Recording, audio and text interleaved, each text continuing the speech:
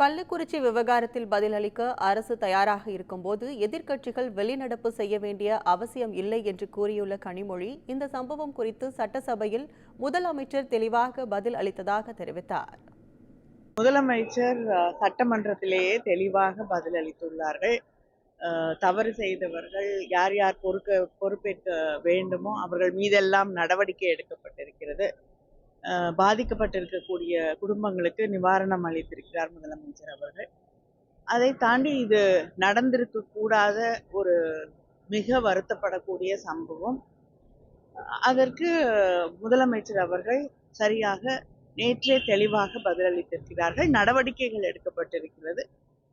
குற்றவாளிகள் கைது செய்யப்பட்டிருக்கிறார்கள். தொடர்ந்து எதிர்க்கட்சிகள் எல்லாருமே வெளிநடப்புதெல்லாம் செஞ்சுட்டு இருக்காங்க. அது வேண்டாம் அப்படின்ற மாதிரி சொல்லியிருக்காங்க. நீங்க உங்களுடைய